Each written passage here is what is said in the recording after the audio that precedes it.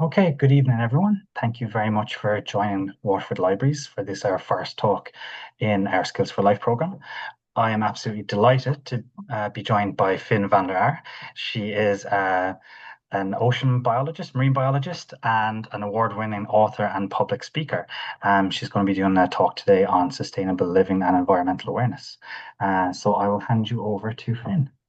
Hi guys, it is lovely to have everybody here for the evening. I'm just gonna switch into sharing my screen so that you can see all what we're gonna be looking at. And actually, Alan, can I just double check with you that you see it okay? So it was Yes, unplugged. absolutely. I've got you there, Finn. Okay, fantastic. So, yeah, lovely to have so many of you guys on. Really appreciate that it is, dinner time and everybody is busy. So, really lovely to have you tune in. So, really delighted to be here. A huge thank you to Alan, to Waterford Libraries for having me, and delighted to join the Skills for Life program for today. So, one little second. For some reason, there we go. She's just a little bit slow. Okay. So just to give myself a little bit of an intro. So you're like, who is this person talking to us about sustainable living? Hello, everybody. As Alan said, I'm Finn. I'm a marine biologist. For my sins, I have had a couple of different careers. I had a kind of simultaneous career in food as well. So I published a cookbook all around kind of sustainable and gluten-free food, and also used to have Ireland's first fully wind-powered, sustainable, zero waste bakery up in a beautiful little town in Donegal called Bundoran. I am a surfer, a diver, a free diver, but most importantly for this chat we're having today, I guess an environmental scientist. And what I really want to do is meet people where you're at, kind of wherever you are on your journey of sustainability, whether you've maybe already started to make some changes in your life, or whether this is an entirely new concept for you, or maybe you're even further down the road. So hopefully within this, 45 minutes an hour, there's something for you to take away from the different sections, the different ideas. And really, please do feel free to unmute yourself to ask questions. You'll see as I go through kind of very obvious moments where we can take a pause and have a chat. Or if you're not so comfortable with that, if you'd like to drop them in the chat box, super welcome to do that as well. I guess let's kind of go back to the start. Is how did I start on this journey myself? The 5 years in university studying environmental science should have done it. But funny enough, that actually wasn't the moment. It was when I was working on deep sea research vessels. So this one is a photo of the Celtic Explorer, which is one of Ireland's Marine Institute's vessels. And I was on this cruise after my master's studying deep sea cold water corals. You can see some beautiful ones here on the left. And these are just really fascinating creatures. They live at 2,000 meters depth, so they're 2,000 kilometers down. And you wouldn't imagine Ireland as being a place that has corals, but they're just off our drop off into the deep sea, as they say in Finding Nemo. And basically, at this kind of very nutrient rich area, you have all these beautiful corals. So we were using, at this lovely crew of scientists here in the other photo, we were using remotely operated underwater vehicles, or ROVs, which very science fiction-y looking things that go down via cable from the ship into the deep sea, and take videos and can even take samples and things, since divers cannot reach depths like that. And it was actually on one of these days, it was nothing particular happening that afternoon. We're looking at the video transects of one of these dives, and while we're sitting around our conference room, everyone's trying not to get seasick. So we're drinking Coca-Cola, 7-Up, eating jellies, whatever. And as we were looking at the screen, instead of seeing fishing gear, which is typically, I think about 60% of the plastics in the ocean actually come from the fishing industry, what we were looking at was Coke cans and bin bags, and strangely enough, a football, which has always stuck with me. And it was kind of this like aha moment of being like, you did 5 years of all this environmental work, but it's still the small things that are adding up. This environment that I always assumed was kind of pristine, was just having those kind of really daily things affecting it as garbage. And that was actually the moment where I was like, okay, I need to change what I'm doing day to day to be more sustainable. But before we dive into that, let's talk about what sustainability is not. So I think Instagram and Pinterest and things can make us think that it's all about these perfectly curated images of these gorgeous jars. And I thought it would be kind of funny, but basically, this is actually a photo from my cookbook. So these are our beautifully curated jars, but this is the photo from yesterday. Of my actual real life kitchen where there it's messy and some of the things are plastic and they're from normal supermarkets. And I wanted to show you this because this is kind of going to be the theme as we go through. Like, we're not talking about perfection. Let's just talk about like what are the better choices that we can make.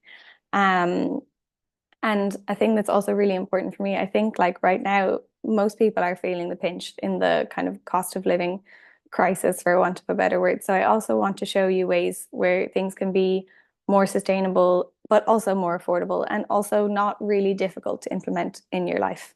And my kind of plan as we go forward is we're going to go from the inside out. We're literally going to start with food, the food you eat, and then we're going to move outward into your world from the things you put on your skin, the clothes you wear, into your home and beyond. And those are kind of the sections as we go. And like I said, please feel free to ask questions and I will come to them as we go through the sections. But yeah, let's start with food. We all have to eat. And this is something that obviously with the bakery and the cookbook and stuff that I worked with a lot. And the reason that I even started doing that work at the time is because when I graduated with those very expensive marine degrees, it kind of felt like at the time nobody cared. But the one thing that everybody had to do was eat. So I was like determined to help other people make sustainable change through food. And also at the time, I remember the rhetoric around like sustainable and healthy food was always, you can, a Maggi mix is cheaper than doctor bills. And I was like, well, that's great if you're not a student. So I always wanted, again, to kind of make sustainability more affordable. So let's go shopping. So the first thing is, if you think of it almost like when you have to get a gym instructor to give you a new program, the start takes a bit more effort, right? You need to learn the new moves, get used to the new routine, but after a week or so, it is going to become second nature. And I think it's the same with this. And so I would say don't do drastic changes, just have kind of take stock. So one of the things I like to do, sorry, I'm looking towards my kitchen, is a tip I got from a friend was to take photos of your pantry and your fridge. And so before you go for shop, if you didn't have time to write a shopping list. And so at least when you're going, God, do we still have potatoes or not? I can't remember, do we have honey? You can quickly have a look at the photo and that will help to reduce food waste. But it's also starting to do a little bit of planning, maybe planning a little bit some of the meals you might eat for the week. That helps with thinking about like what kind of packaging will things come in, and then also again reducing food waste. One of the things that we do, my planning for success, is I take the shopping bags, the bags for life, which we also use for laundry because we have a small apartment with not a lot of space. This is good to have a double use, and I hang them on the doorknob so we cannot get out of the house to go and do the groceries unless we take the bags. Because we used to always forget them and then have to buy more or take home a load of cardboard, which was also annoying. Once you get to the shop, the packaging hierarchy. I think of it this way is like when you look at all the options that you have in whatever supermarket you go to, this is nice because it doesn't say you have to go to this one over another one, is what are the choices we can make? So the best version is when the food has nothing on it, when there's no packaging at all, any loose veggies, loose stuff that you can get like that. The next best version, in my opinion anyway, is glass. Like you saw from maybe the other photos of my spices and jars and stuff. I'll reuse a lot of olive or pickles or whatever jars that I get from groceries. And then that way I'm not buying Tupperware, which again saves money, or I don't have to use plastic Tupperware, which is great. And when I was younger and, we was just in rental accommodation stuff as well, I used to just use them as my glasses too. So really nice way to save money and be more sustainable. Glass is, though it takes energy to recycle, is infinitely recyclable. The next one being tin. I know some of them are a little bit lined with plastic, but tin itself is still, again, infinitely recyclable. And then that means that plastic kind of becomes your last choice. Sorry, before that is cardboard. And again, if you live in a house, maybe with a fireplace, I started using, egg cartons and stuff as fire starters instead of buying the more chemical ones. And that was an easy and again, cheap swap. But it is a good one. One of the things that is more recycled. I think the statistic on recycling last time I checked was only about 14% of what we actually put in recycle gets effectively recycled. So one of the best things to do is try and cut it off at the source when you're shopping. I know some of the supermarkets have that thing where they have bins after the tills, and I always think it's great if you have an extra 5 minutes to pull off your packaging and do it there because you're showing them that it's not necessary. Um, when it comes to other ways to shop, then more sustainable food, I actually loved getting veg box deliveries. I think I started doing this when I was pregnant and just couldn't carry the heavier groceries. One of my favorite ones is Green Earth Organics, which is a little farm in Galway, and they can ship all over the country. And they also give you quite a good ability to choose what's going to go in your box, which again stops food waste. I remember getting local ones where it was like half parsley, which is not something you're really going to be able to use. And then if you have local options, that's also fabulous. And I think that's also quite a nice way to also make sustainable living a bit more of a community moment as well. We used to love going to our local one down near Clifney in Sligo, where the guys that ran the farm would also have like a cup of tea and everything ready on the go when you'd arrive and do your shopping. So I think that's a really nice community moment as well. There's also a great company in Westport called PAX, so capital PAX, and they do packaging free food, like dry bulk food, also for postal delivery. Which means if you don't live in Dublin or in a city and you can't get to one of those kind of zero waste shops, you can just get it brought to your house, and they're great for having stuff like dairy-free things and gluten-free things and stuff as well. So I used to always get deliveries from them too. And then the last one is if you are interested in maybe actually having a look at what you're eating and where you could change your diet up a little bit. One of the things is starting to reduce the amount of meat you consume. So not saying that you have to change your diet entirely, maybe just try swapping out a few vegetarian or plant-based meals into the week. Trying to choose more locally grown things as well if you can. And I think that can also be wonderful for getting to eat a bit more seasonally too.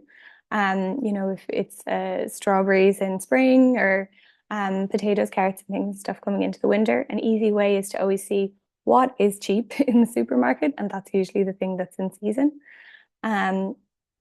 So yeah, that is a kind of quick intro with food. Just before I go on to the next thing, I saw that there was a couple of questions in the chat box.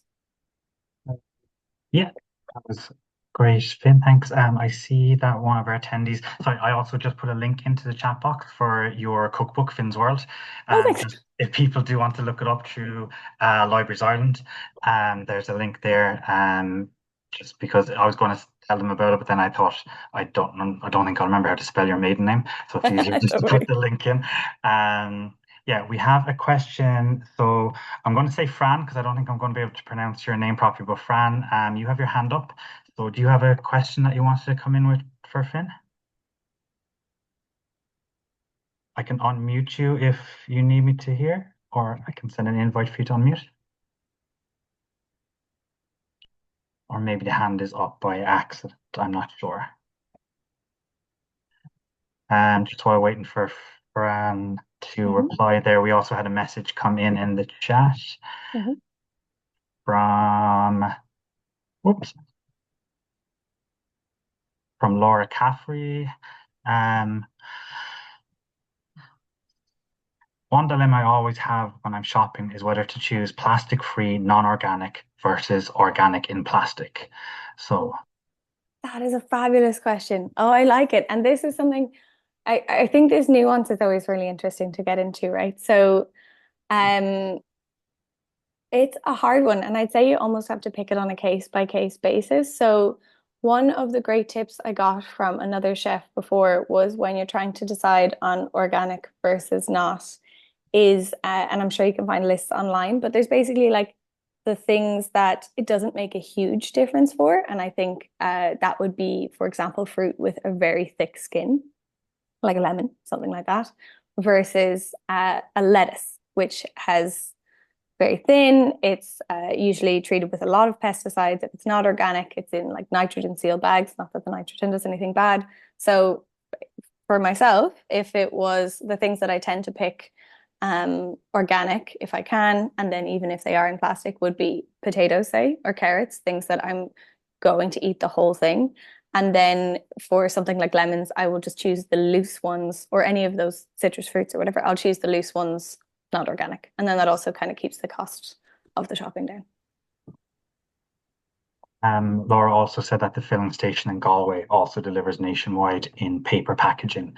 So I don't know, is that somewhere called the filling station? Or if you want to send in a name as well, Laura, afterwards. I am Finn, you're more West Coast than I am, so I don't I don't know that one Oh, it's cool. myself. No, I think it's a really lovely, I think it was an interesting like post-COVID thing that a lot of them started to deliver online, but it is fantastic because it means no matter where you are in the country, it suddenly becomes accessible. Because before it was only Dublin and then it was Dublin and Galway, and now it's so many places. There's one, for example, I know there's one in Sligo too, and even quite a lot of health food shops will often have a small section too. I know like near where I am now, the health food shops, they don't have foodstuffs because I guess they're small, so they're worried about things going off, but they have things like conditioners and stuff, conditioner, shampoo, and whatnot. Is there any more now, actually, just before I go on to the next bit? I wouldn't mind picking your brain when you are mentioning, oh, sorry, Laura just put in the link there for the filling station. Perfect. Thank you, Laura. You said less meat in the diet as well Mhm.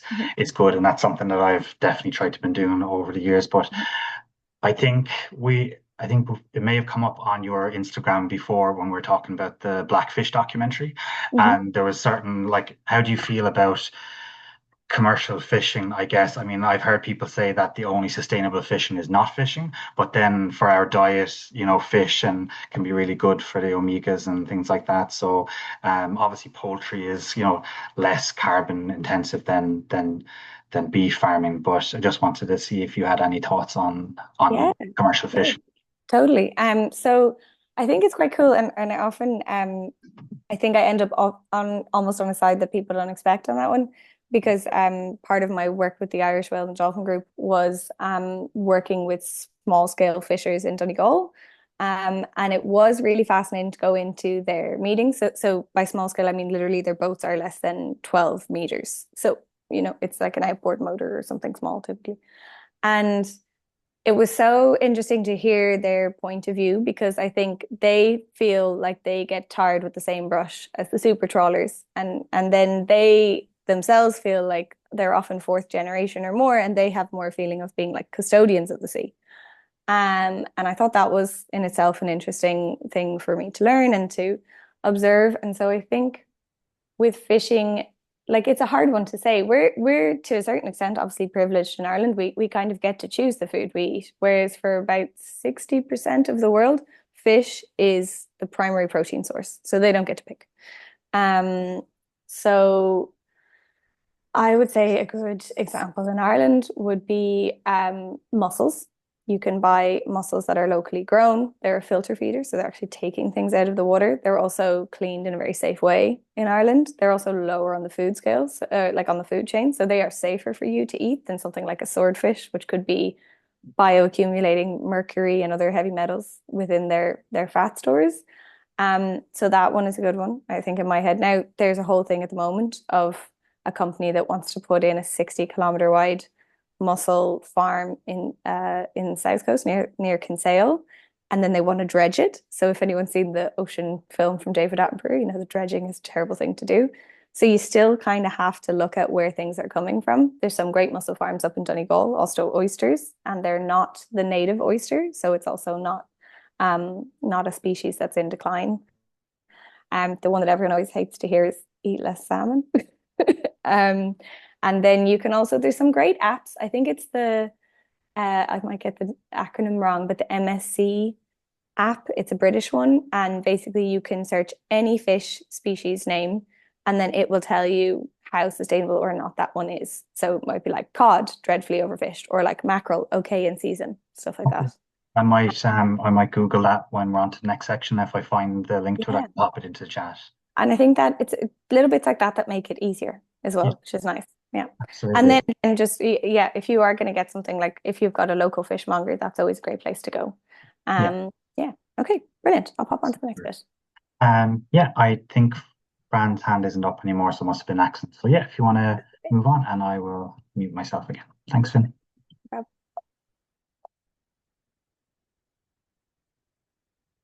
Okay, so the next one is skincare. And I really like this one because this is actually where I started when I was trying to make a change. Because I think, like I said on the boat, we were already at the reusable water bottle stage and all of these things. But when I was working up in Killybegs in Donegal, working as a marine mammal observer, I was spending 12 hours a day standing on a pier or standing on a beach. And what I was always staring at was all of the different things that had washed up. And what was, again, always astounding was how they're such common daily use items. It would be shampoo bottles, razors, stuff like that. And instead of feeling like, again, you need to go out and do a whole overhaul, what I would say is just change one thing at a time as whatever it is starts to run out. For me, the obvious one was the toothbrush. Um, it's not perfect, it is better. To use the bamboo one, the bristles are still typically plastic. You have to break it off. You get to at least use the wood in some other way or can somehow recycle it, use it as fire lighter. I feel like I always say that. And then the plastic still goes in the trash, but it is better than nothing. Um, I tried as much as I could to like the toothpaste tablets and I hate them. So if you don't like them either, I understand. A great one, though I'm forgetting the name on this exact moment, is that my granddad used to always use it, is like a toothpaste. It's white, it's got a red cap and green writing on it. It tastes like fisherman's friend, but it is in a metal tube, so it can be recycled. So better middle ground. And then the same with the shampoos and the conditioners and stuff like that. I've got a lot of hair, so the conditioner bars didn't work. I used to just get stuck. So I would prefer to go to a refill place and fill a bottle like what you see there. That's like a little one that I use for carry on. If I can't get to a place like that, I would go to something like TK Maxx, get one of the really big bottles because at least that bigger one is typically openable, refillable later. So not perfect, but better. And then I find Lush are really good for the shampoo bars. They actually clean your hair and they actually smell nice. For the razor, I have my granddad's one, which I love. So it was made in like the 1950s somewhere in England. And it's great for traveling because I just take the blade out and then when I get to wherever I'm going, I just go to a pharmacy and I buy more. And that's an example where the sustainable version is so much cheaper because those little blades cost maybe €1 to €2, something like that. And we are Irish. We do love tan. So I thought I'd put this one in here as well. Tan Organic, fabulous Irish brand. The packaging is almost entirely plastic free because it's an oil. You can put it on with your hands and you don't need the polyester mitt. And you obviously just wash your hands. Yeah, so it slowly but surely it went from being the typical all plastic cabinet to this. Some other great Irish brands. There's another one called Nunia for skincare and things like that. And then in the photo on the left, I also wanted to show where we can all make mistakes and still kind of get caught up with greenwashing. So if you see the kind of hand cream that looks like it's in a metal container, I ordered that one and then it turns out it comes in plastic. So there's going to be all sorts of pitfalls on this journey. And then the other one example I wanted to give was the Salt Rock, which is supposed to be this super sustainable, great deodorant that is just salt. But I don't know about you, but I still want to actually smell nice, and it just didn't work for me. So a great Irish alternative is a brand called Pit Putty, and I have to say that's the best sustainable plastic-free deodorant I've tried. If you're looking for sun cream, going away anywhere, or maybe do water sports, another good one is Amazing. So like amazing, but zinc, Z-I-N-K. Um, and then I guess the level up from this, if you wear makeup, is starting to see where you could change makeup as well. And the little jar at the bottom is the bronzer that I make, which is literally just cornstarch and cacao powder, and it looks the same as Hoola bronzer, but it costs €2 instead of 50. And then just depending on your skin tone, if you want to make it darker, you can use cocoa powder, like the one that's used for baking, because it's been alkalized, so it's darker. And then if you want a lighter tone, you can just keep adding cornstarch until it gets to a color you like. And you can also use it as dry shampoo and maybe stick a few essential oils in it to make it smell nicer. But I really think the thing with this, because obviously there can be quite a lot in a toiletry cabinet, is to just take your time and change things bit by bit and maybe do a little trial and error and see what things work for you. And again, it is that interesting thing where the sustainable choice, I do find on average, it starts to average out to being less expensive than what I would have typically been buying before. Where, for example, the skincare may be a lot more expensive than what I was buying. The refills of the conditioner and stuff cost next to nothing because you're not paying for the packaging. The tan costs more than if you're buying one in pennies, but you're not also buying mitts all the time, and it also lasts a lot longer. So there's all these kind of, things that slowly even out as you go along. And I think overall, then you can be saving something. Now, so that one is a shorter one, but I did see more things popping up in case anyone has questions on that. Or even I know sometimes because that's quite personal almost to like what you use and what you prefer. Sometimes people like to ask for their own particular circumstance. We do have a couple of comments coming through in the chat. So Tony has said, would changes like electric toothbrushes, electric razors, etc., not be good for the environment if less disposable are used? Oh yeah, and that is interesting because I'd say my husband's probably had the same one for 10 years. But I guess if you are, for example, want a clean shave or to shave your legs or something like that, then something with those removable blades would probably be better. And I think, but just in that circumstance, and then I always found those, for example, Venus, that brand where where you buy one and then you just keep buying the reusable heads. But ironically, if you buy the reusable version, you end up overall with more plastic than if you bought the multi-pack of suppose of disposable ones. So that's where kind of greenwashing can get a bit tricky too.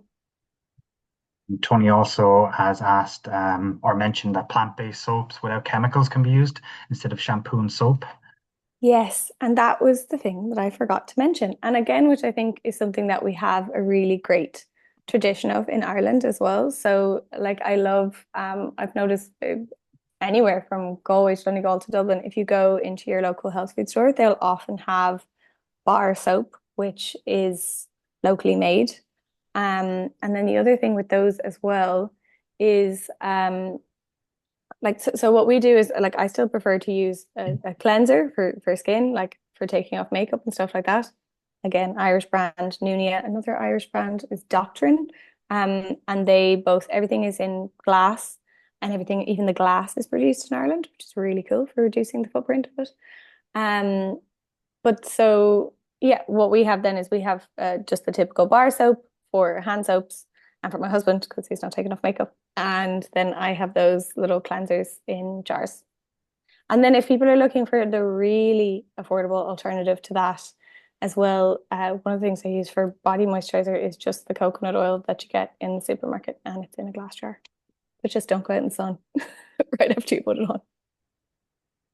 To plug further events that we have coming up as well under the Skills for Life, there are going to be some soap making workshops happening. I don't think they've gone out and been advertised yet, but they will be coming up in September. So keep an eye on the library's Facebook page or your local branch. Pop in and ask for details on that. So Fantastic. You heard it here first. Brilliant. Are any more questions? Will I move on to the next?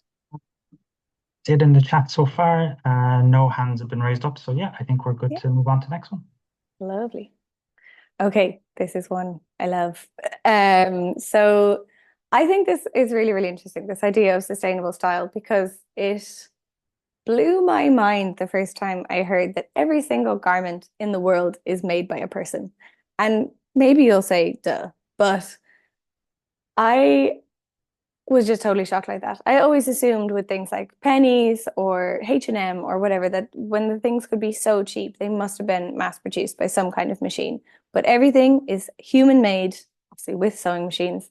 And that is when you really start to go, oh my God, so then how can it be so cheap compared to maybe any of us who are from the 90s or before? Remember, the clothes were more expensive and you had less always. So if this is a totally new concept to you, what I would say is absolutely the fantastic first place to go and have a look is this documentary, which I'm pretty sure you can get for free in many places online. It's called The True Cost. And one of the reasons I like to recommend it is I think with anything to do with environmental and ethical concerns, often there can be this idea that people need to be shocked to change how they do things. And what I have seen in many, many years of working with people and companies trying to be more sustainable, more environmentally aware, is that that doesn't usually work. It usually leads to like being depressed in the moment and then just a level of overwhelm where you can't move forward and do something.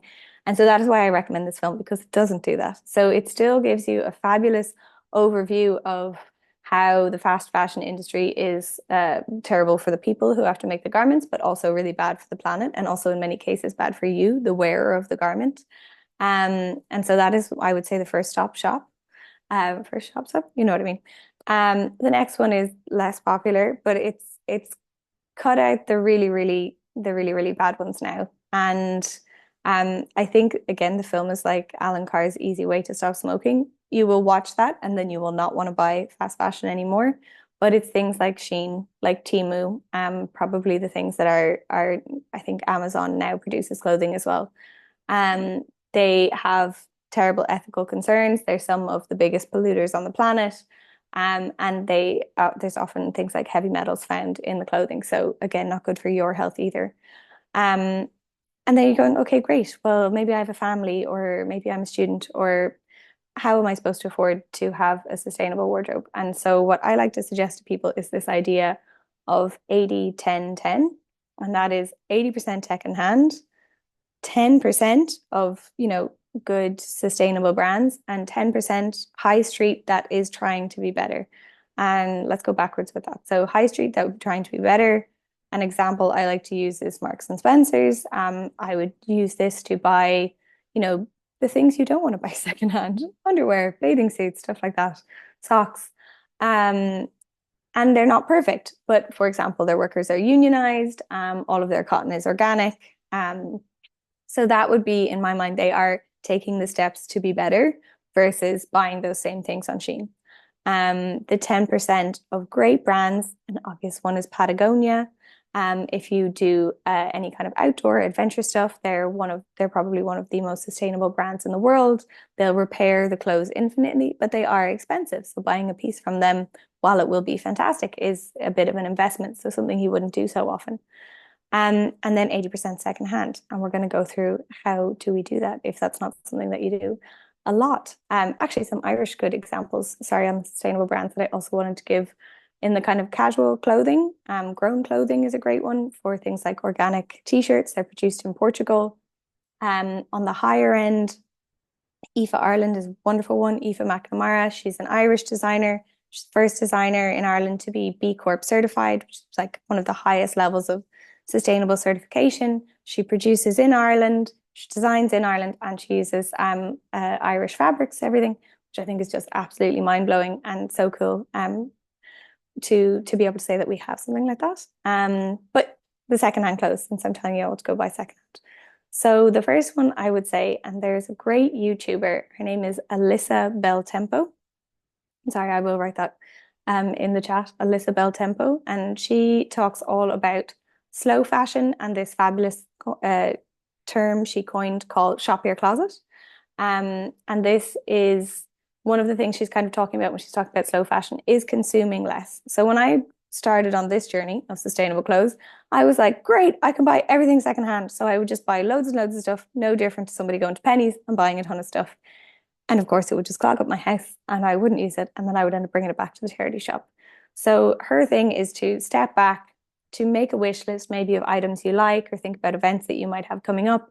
And I just keep it in the notes app of my phone. So an example would be my leather jacket is too big. I bought it online and it doesn't fit. And I would like a new one. So I have it in my list. Next time I'm in a charity shop, have a look at the jackets. Maybe I'll pick up a leather jacket, start to fill in the gaps of things I'd like. It's also a great way actually of stopping you from buying things in the moment because you're like, put it on the list, see if I still want it tomorrow. And so while you can obviously shop in charity shops, and I think having lived in Ireland and the Netherlands and Spain, I would say Ireland has some of the best ones, absolutely. Things like Enable Ireland or Oxfam are both fantastic, and St. Vincent de Paul as well. They're always really well curated. If you can't, or if there's not one locally to you, there's a lot of fantastic apps. The one I use the most is called Vinted, but there's also Depop, Wallapop. I bought loads of the stuff when we were going to have our little daughter. I bought it off adverts as well. So I would really recommend you check those out. And then this is okay, this is like the next level. So you've watched the film, you're kind of having a think about where you're buying your stuff. Some of my tips on how to buy well secondhand would be get to know fabrics a little bit. So things that are natural fabrics, typically easier to maintain, easier to fix. And also things like synthetic fabrics sometimes can get a little bit smelly, so maybe not something you want to buy secondhand. So I will often in those apps like search the word like linen trousers, linen shirt, something like that. Or I might say like rattan bags. So that's that like woven straw. Um, Totally depends on the person. I know with myself, even when I was more plant-based, vegetarian, vegan, I would still buy leather and things like suede secondhand because I'd rather buy a natural thing secondhand, keeping it out of landfill, than I would to buy a virgin plastic item. So a lot of vegan leather is typically just plastic. Um, so that's maybe you can kind of see how you feel about that. I would do the same with wool, and then companies like Patagonia actually use recycled wool, which is really cool. And then the last one is again, do what your granny did. I have some great boots that I've had for 10, 15 years. I bring them to the cobbler every couple of seasons to get them rehealed. When the dog chewed the toe off, to the cobbler to get it fixed. When I got sick of them after 10 years, to the cobbler to get them repainted in a different color. And if you are buying things secondhand, you can shop maybe a little out of your size as well. I'll often shop even a couple of sizes up. Or you may notice that some of the older, more vintage sizes are a little bit different. I bring stuff to a tailor. I kind of get 4 or 5 things together, and when it's time, I'm really short. I'm only like 5'2" in the morning, 5'1" at night. I will bring all my trousers to the tailor to get the hems done. And when I've only paid €4 or €5 for the trousers, then paying another five, even €7 to get it hemmed, it's still cheaper than buying trousers, jeans on the high street. So hopefully something in there will resonate with you as well. Questions again. I really like it. It's so lovely to have it be more interactive as we kind of go through the sections. Yeah, absolutely. That I think really good point there about the cobbler and the tailor. I've definitely done the tailor thing, and I forget about the cobbler then, because your boots and shoes can wear out so quickly, and that's a really good tip. Just to say as well, the movie The True Cost, I did a little Mhm. Google, and yeah, there's options to watch it free online. It's on YouTube. I didn't want to share the link just in case I'd be breaching any copyright issues, but if anyone does want to watch it, it's 90 minutes and there are online sources there. Lovely. Um, Also, just another online option that I thought of when you were listing your ones there. Um, because my wife is half German, and so we're over and back to Germany a bit. Um, there are great sustainable companies in Germany like Armed Angel and Greenbaum. And if you look up Avocado Store, that's like a German website, and they have all of the sustainable sources there, and you can order online, and they do size charts and everything. Different price ranges then for different budgets. So I just thought I'd throw that in. Um, we do have another question here from Tony. We're kind of going back onto the food topic. Yeah. So he is just curious, what are your views on people trying to grow their own foods, e.g., carrots, potatoes, etc., versus time and work commitments? Oh, I like that. That's cool. Great. I am that person, so I understand. So I think it's good to think about like what is actually manageable for you. So the only time I ever had like a proper wee veggie bed going was lockdown, and that was the only time I managed to not kill all the plants. Um, this year between work and family, I found that trying to do that much wasn't sustainable. So I'd say just think of like what are the things you really enjoy having, and then maybe try to grow them and it's fun. So I have one friend who just all she grows is tomatoes because she wants to have nice ones. And for me, I'm looking out at my little terrace. I've got basil because she gave it to me, and I've got peas and I've got rosemary and one orange plant that will probably never do anything. But that is because I love to have fresh herbs. They're probably one of the easiest things to grow, and the peas might seem like a random recommendation, but they're super easy to grow and you can eat the leaves as well for salad. So one of the things that I think is quite nice to grow is things that are something that will go in a salad because they're often the difficult ones to get organic and usually are kind of heavily sprayed. But I think it's I know that's a very open-ended answer, but it's kind of like how much joy do you get out of it? If you enjoy gardening, then I think it's worth it. It might become a hobby. If it's more just a step in the sustainable direction, maybe just a few little things that you can put on a sill that are easy to grow, basil, stuff like that. Yeah, definitely. I can agree with that because we've lived in the country and at the moment we're in a semi-D. And when we're in the country, we had a little polytunnel and we could grow more things when you have more space for it. But even now, we just do the herbs on the windowsill and we've redone our garden. We put a little tomato plant and something that's, a little less maintenance now at the moment is good. So yeah, it's kind Yeah. of scale it Yeah, to what works for you. Yeah. exactly. Yeah, exactly it. It was quite funny because I remember I ordered loads of organic seeds and none of them worked. And then all the ones that we got free in that year were the ones that actually grew. So I don't know how good they were, but anyway. And another quick plug for the library as well. I think they're all gone at the moment, but keep an eye out if they come back in. All the libraries also have, we're running the Leaf Project where we had seeds available where you could come in for free, get seeds for peas and beans and different things to grow at home yourself. And so keep an eye out again for that. Um, yeah, that's it for the Very cool. questions, I think, for this section. Yeah, So, perfect. yeah.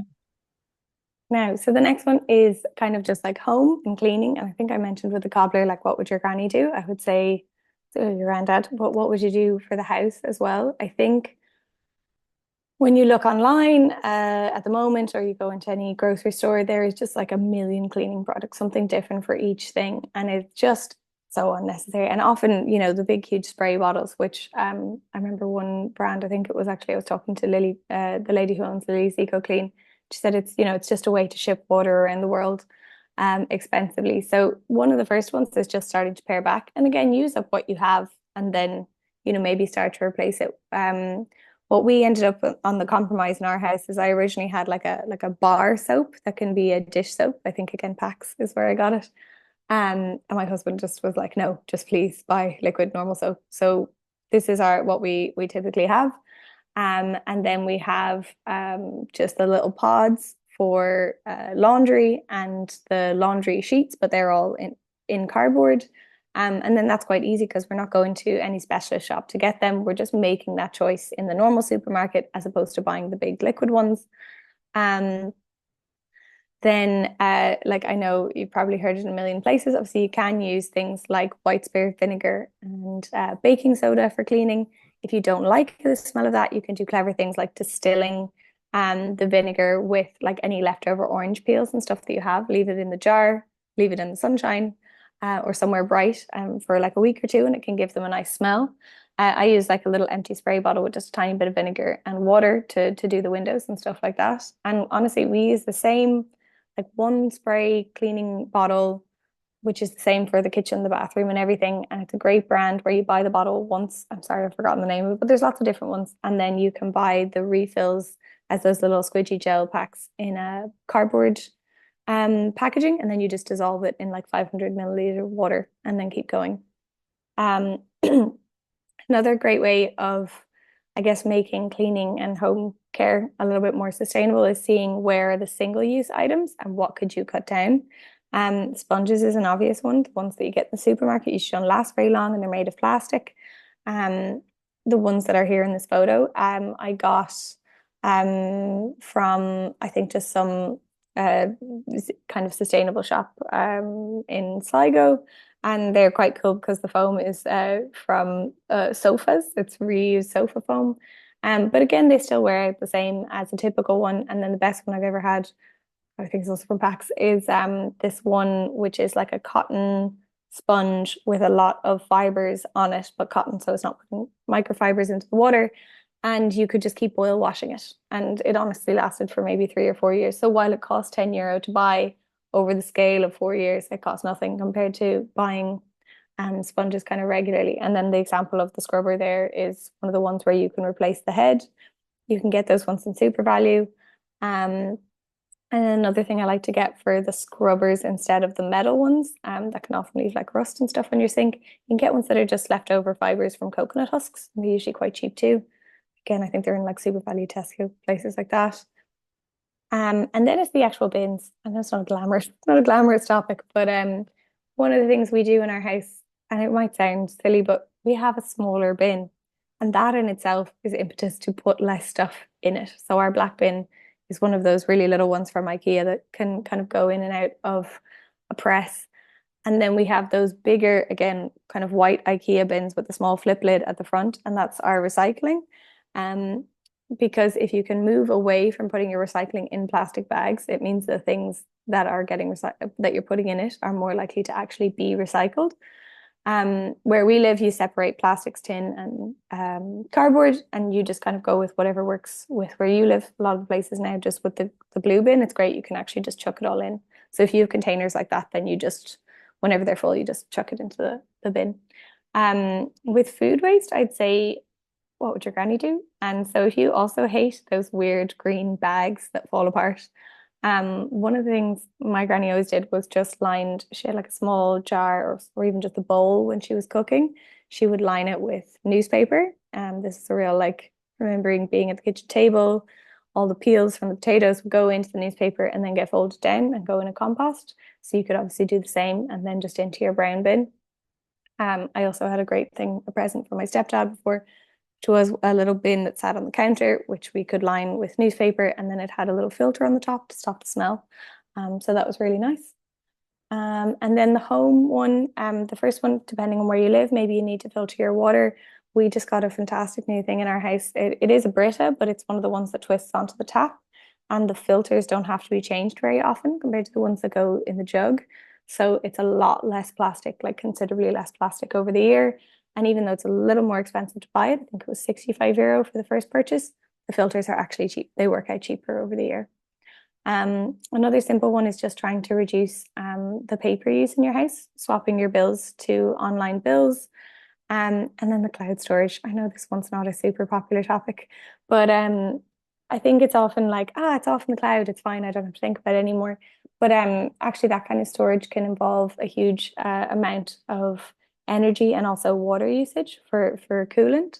So if you can take a little time to reduce maybe the extra things, the duplicated photos, stuff that you might have on your phone, I find when you're on the airplane and you've accidentally forgotten to bring anything interesting with you, it can be a little moment to do that. And then when you're back on internet, you know, it'll resync and get rid of that stuff.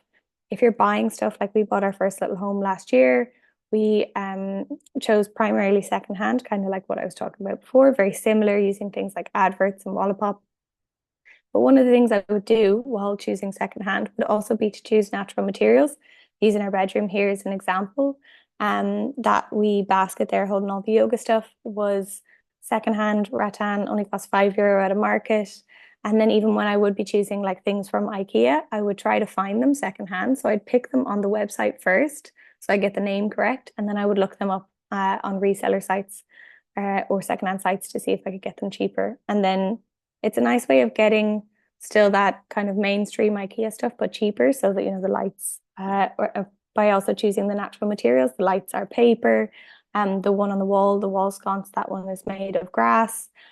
Say with the bed, this is from a different company, but by choosing one that is wood and that is solid as opposed to chipboard, which is quite typical for beds and stuff like that, or wardrobes, is it can be sanded, it can be repaired, it can be painted if we don't like the color of it. And then the other one that I wanted to say, and I wasn't sure which section exactly it would fit in, but yeah, it's actually using your library more. And the idea there, even the perfect example that Alan gave of the seeds, I think is so fascinating. But I think it can, you guys are probably it's preaching to the converted, but like ever since I was little, it was always a big thing in our family every week. Or every 2 weeks to go to the library to swap out the books that we had as kids and to use the other resources that were there, be it like workshops, classes, and stuff like that. I've done a lot of cooking demos and things with like local libraries when I was living in Donegal. But you can also do it there's like a bunch, I feel like there's a bunch of stuff that people also don't know about. And that is using things like the app on your phone. So I believe the one that the Irish Library System uses is called BorrowBox. You can get set up, just ask your librarian in your local branch and they'll get you set up. And it is amazing because I have been using it, I'd say, for like 5 years now, and you can use it for things like just getting audiobooks directly on your phone and being able to listen to them there. Great for if you want to take out books about learning about how to be more sustainable or different things you can change. Just you can also use it then for things like if you have an e-reader, downloading the books to your e-reader, and that's brilliant if you're traveling. My dog ate three in the time since we had her, so at that point they stopped being the more sustainable choice. So now I just take out actual physical books, but it's definitely I think there's so many different ways that you can, you'd be surprised that you can use your local library to make your life more sustainable. Um, so guys, I've been chatting so much and we had such good questions that I'm going quite fast. So I might just do the next section quickly and then we'll do any questions at the end, if that's okay. Yep, sounds good, Finn. Perfect. So it's great when it's good chat. So love the people who've been asking questions. So the last one is travel. I thought this one would be fun. We've done the things you eat, the things you put on your body, from your skin to your clothes to your home. So I wanted to get out the door. So the first and less exciting one is obviously commuting. And I think, you know, maybe this is one that people know about a lot about already, but I think there's lots of different little things you can do to tweak your commute. Obviously, the most ideal version is something like using the bike to work scheme to be able to cycle as opposed to taking a car. But it could also be something like if you work for a really big company or a really big organization. For example, I know that there is an app called Toyota Kinto, which anyone who has a Toyota might just know is the thing that they use to get their service. But they also have a version of the app that companies like big companies, often pharma companies, stuff like that, or anywhere that has a big campus, they can sign up and then they create a lift sharing service within the company. So entirely free for you. And you just find out who lives in your area that you could share with. There's obviously much more wide scale versions of that as well, things like BlaBlaCar. But yeah, I just wanted to give a few little ideas there. I love that people have been asking actually quite nuanced questions. An example of that for my family would be that previously when we lived in Donegal, we had two cars because we both needed cars for work, but then my one was electric and I could charge it at home. And then now, because my husband primarily works from home, except for one day a week, going to the office, we were able to go down to one car. So that was a big one, big change for us. And it just means one day a week I bring the little one to school with the buggy if I'm feeling like having a bit of exercise or with a bus. So not a huge change for our life, but huge in terms of well, both the financial output and also our carbon footprint. And then the more fun one, holidays, and then we'll take some more questions. But I did a little experiment a couple of years ago. It was actually a work trip going to London, but it was a very fun one. So we'll call it a holiday where I wanted to see what would the difference be of the carbon footprint of a like quote unquote normal holiday or a normal version of this trip, and what would be the most sustainable version I could do. And then we could see what could people implement in their own lives. So let's say the normal version is I'd go to London for a weekend for work. I would have usually driven to the airport, got a flight, got to London, maybe got for feeling flat, got a taxi. I would stay in a hotel, eat normal food, and maybe because it was a work event where we're going to a lot of events, probably would have brought a check-in bag. So that's the normal version. The experimental version was, did you know that sail and rail tickets are still a thing? I rang whatever it was, Irish Ferry, said, I heard you still do, the word on the street is you still do sail and rail. Yes, absolutely, we do. Where would you like to go? From where?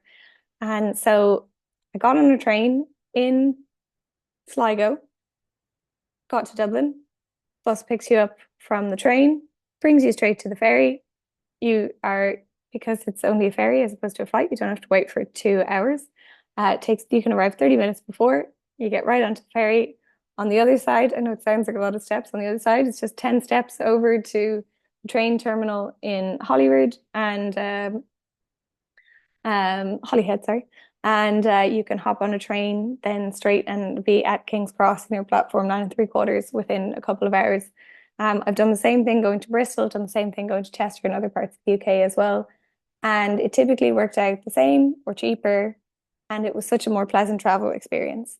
So if anyone else does live early, like I was in Donegal, it was always going to take a whole day to get anywhere anyway. So adding the extra time of being on the train versus taking a bus and going to the airport or driving and going to the airport didn't add that much time, but I found much less stressful. And again, if you work remotely, you can actually just work from the trains and stuff as well. Very handy and more fun. But the next thing I did was to reduce the single-use plastics on the trip. And you can just see some examples here, can easily be done. Metal water bottle, those stojos are fabulous for collapsible cups. I also have collapsible Tupperware. I'm celiac, so I often bring food with me. And then I just have one of those really simple little bamboo cutlery sets. The biggest thing that actually made a difference on the trip was going completely plant-based. I did the whole weekend of vegan, and I thought it was fascinating when I was looking at the different carbon calculators and what were the variables that I could put in. Eating entirely plant-based accounted for a more significant change than everything else put together. So air travel versus sail and rail or anything else, be it using electric taxis or using public transport. And I thought that was quite an interesting one. So that is something to think about, I think, if you are thinking of implementing some changes in your life. And then a last one, not specific to that trip or that example, was say I'm between Ireland and Spain now with my family, and we're seeing things like protests in Malaga because the city is so overrun with tourists in the high season. And I know certain places in Portugal and also Hawaii, obviously a famous example, are so overrun with tourism that it can often have like a really bad environmental impact for those months. So I would say, like, it can be great to think about outside the box, think of maybe lesser known destinations, think of going to places out of season. If that works for you with school or work and things like that, it can be a great way of making a change. So yeah, I just wanted to say maybe the last thing, and then before the questions, is these have all been great examples of like things that myself or friends or family, people I've worked with can have implemented over there. Well, that's telling me to stop talking. Over all these different parts of our lives that we can make a change. And what I often find would happen afterwards is once you've made some of these changes for yourself, is you're starting to think outward. So one of the things I think is great is you can start to have a look at maybe if you are feeling that, what environmental organizations you could get involved with. I think because it can sometimes be overwhelming of so many different avenues to choose from, is think about things that you're already passionate about. For one guy I talked to before, he said, like, I'm involved in the GAA. And was like, well, brilliant. It's actually been making, as an organization, they've been making fabulous steps in the last few years to be more sustainable. So maybe you could get involved then with your local community in that way. For me, obviously, it's all about marine. So my favorite ones examples would be the Irish Whale and Dolphin Group, who I worked with before. If you live coastally, you can get involved with their stranding network.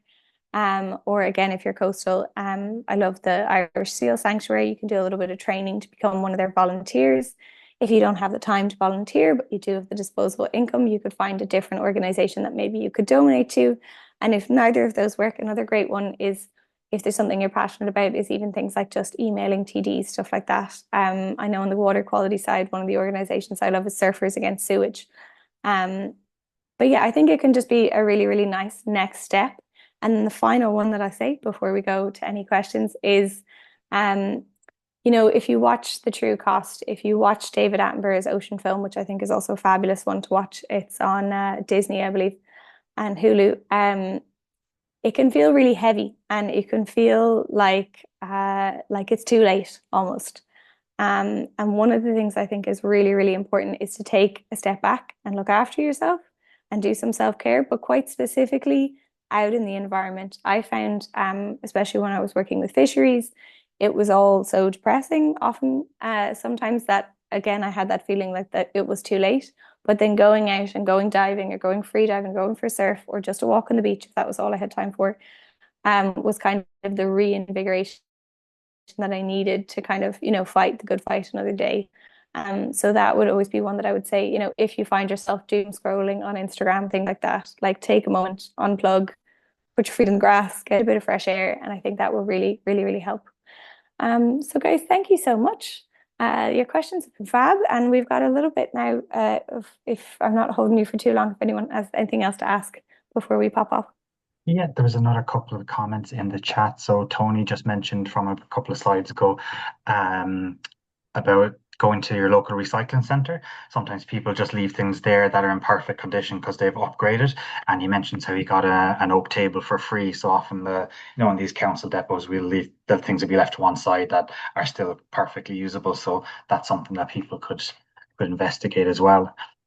That's And fabulous. And actually, that's a really good one because there's another thing called Free Cycle, which is great to have a look online. So if you don't have that where you are locally, you can See, you can specifically look for the thing you're looking for, and then you can find where in the county or even within the whole country, if you don't mind traveling, someone might have it, and then you just go to their house and you collect it. Laura then has come in with a question. What is the most sustainable accommodation option, trying to avoid Airbnb because of its impact on housing for locals? Oh, fantastic. So that is really interesting because I'm the same. I was a long time avoiding Airbnb and also avoiding booking.com mostly because it just made me anxious. But I did actually more recently, until for other reasons, stopped using it.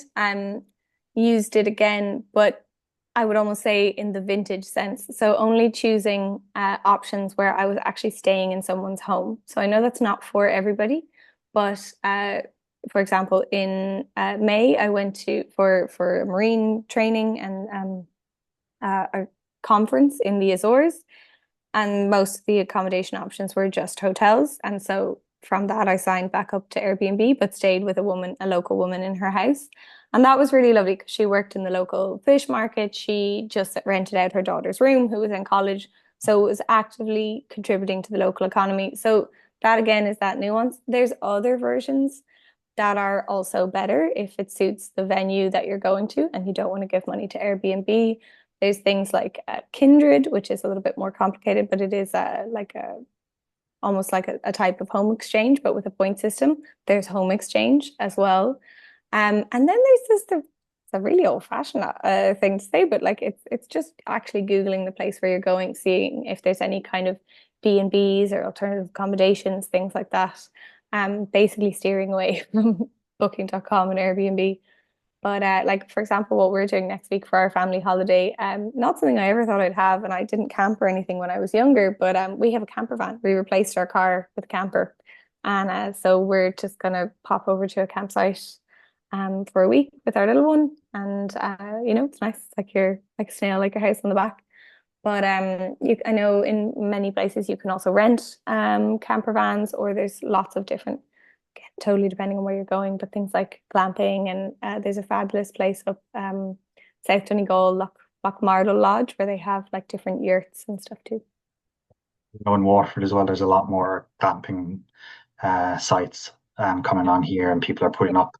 My wife and I recently stayed in an off-grid little cabin like that was using solar and stuff. So definitely Cool. options if you look. And I do think some hotels, even though I know they are to be avoided, but I think some hotels are starting to be more environmentally aware and putting in better Totally. policies and things like that. So And I actually think, sorry, I was just thinking we travel with toddlers, so we're obviously often avoiding hotels. But yeah, there's totally loads of brilliant options, and I've worked with quite a few, in Ireland actually. That if anyone was doing local stays, that are really taking great strides to be more sustainable. So as far as I know, the Armada Hotel, for example, in Clare is now B Corp certified.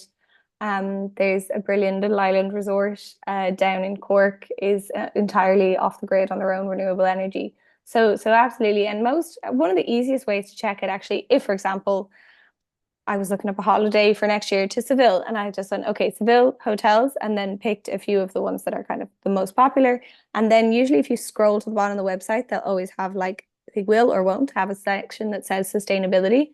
And then from there you can kind of see what the policy is. Sam has just come in and said, my partner and I love trying couch surfing and trusted house sitters. Yes, very Two cool. more options.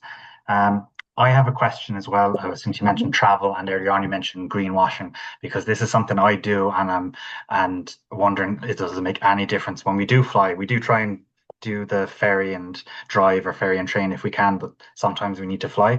I'll always pay the few euro extra to try and offset your carbon footprint for your seat.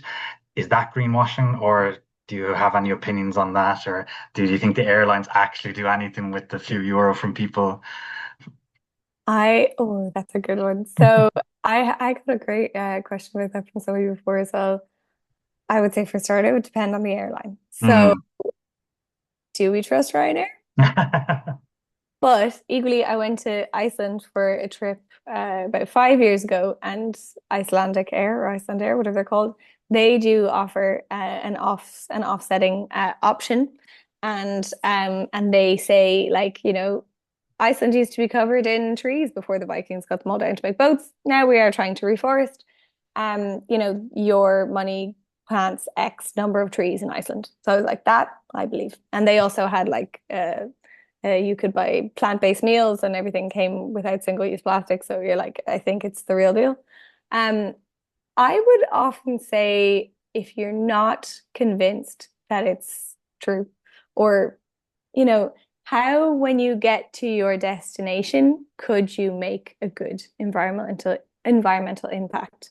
And I remember once someone asking about, and I have forgotten the name of the website now, but it was a website where if you made a trip, you could go and you could spend money and they would calculate from the distance you're traveling X amount of trees or something that they would plant.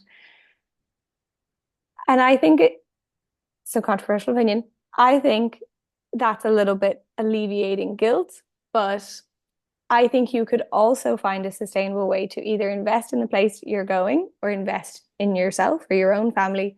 So instead of using a website like that, for example, I would rather in the future or for my daughter or something, invest in green stocks. So you're buying, for example, if it was a portfolio or a fund, you're buying fractional shares in a very green company. So you're investing in the future.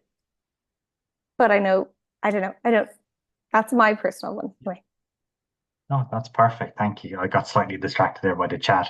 Um, that's okay. but I don't think there's more questions coming in.